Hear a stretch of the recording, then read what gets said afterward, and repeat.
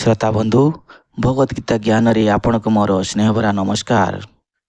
आज आम Bhagavad guitar second chapter 72 number श्लोक ठारू आग को आलोचना करिबा। ऐसा ब्राह्मी स्थिति पार्थो नैनं प्राप्यो विमोहति स्थित्वा स्थामन्ते कालेपि ब्रह्म निर्माणम रक्षति।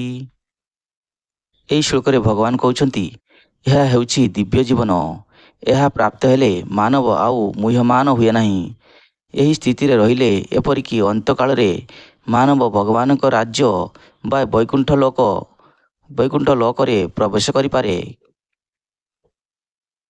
श्रोता बंधु मुहूर्तक मध्य बा सांगे सांगे व्यक्ति कृष्ण चेतना बा दिव्य जीवन लाभ करि पारे किंबा लक्ष लक्ष जीवन बीतेला परे भी मध्य यह प्राप्ति होई पारे नहीं। यह केवल कथाटा बुझिबा उपरे एवं ताहाको ग्रहण करिबा उपरे निर्भर करे।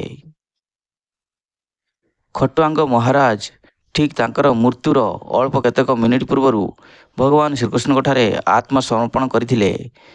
ताहा द्वारा ए प्रकार अवस्था से लाभ करथिले अर्थात ब्रह्मस्थिति लाभ करथिले। निर्वाणर अर्थ है भौतिक जीवनर अवसान। बौद्ध दर्शन अनुजाई ये भौतिक जीवनर शेष केवल शून्य ही अच्छी, किंतु भगवद्गीता अन्य प्रकार शिक्षा दिए ये भौतिक जीवनर अवसान पर ही प्रकृत जीवनधारा आरंभ हुए। जे निहाती जड़वादी ता पक्षरे एणिकी जानिबा रखिबा उचित जे ताको यह भौतिक जीवन शेष करने को पड़िबो, किंतु जो माने दिव्य जीवन पथरे अग्रगति करिसेंती सेमानक पई ए भौतिक जीवन परे भी आउ एक जीवन अच्छी। सौभाग्यवशत जदि व्यक्ति कृष्ण को पदारविंदरे मन को स्थिर करि थाए ताहले ये जीवन शेष होगा पूर्वर से ब्रह्म निर्माण लाभ करे। जीवनर सबकिछि भगवान को पाखरे समर्पण करने दरकार। भगवान का साम्राज्य बा वैकुंठ लोक एवं भगवान सेवा मध्य कौनसी पार्थक्य नहीं, जेहेतु उभयटी दिव्य स्तर में थई थांती। तेणु भगवान सेवार नियुक्ति हेबार अर्थ है भगत साम्राज्य रे लाभ करिबा। भौतिक जगत रे इंद्रिय तृप्ति जनित कर्ममान अच्छी, किंतु अप्राकृत जगत बा भगवान साम्राज्य रे कृष्ण चेतनामय कर्ममय अच्छी। यही जीवन रे जे कृष्ण चेतना लाभ कला से सांगे सांगे ब्रह्मस्थिति बा ब्रह्म को लाभ कला एवं जे कृष्ण चेतना रे स्थिर हरछि से निश्चित भाव रे भगवान का साम्राज्य रे प्रवेश लाभ करि सारिछि।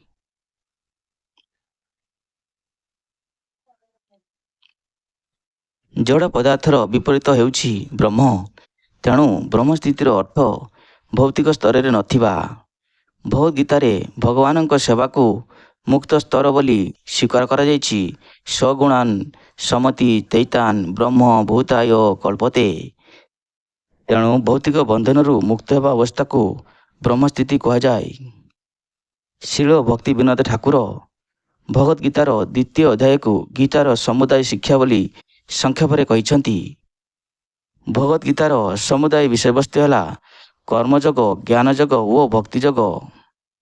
द्वितीय अध्याय कर्मयोग और ज्ञानयोगर विशेष आलोचना करा जाइछि एवं भगवद्गीतार समस्त विषय वस्तु स्थान देवा उद्देश्य भक्तियोगर एक आभास ये अध्याय दि जाइछि। श्रोता बंधु आज शेष है सेकेंड चैप्टर समस्त श्लोक।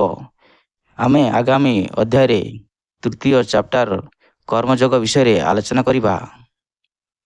श्रोता बंधु जदि चाहूचंती आपण द्वितीय अध्यायर सब श्लोक शुणा ताहले यही चैनल रे सबकिछि श्लोक अच्छी आपण शुणी पारिबे।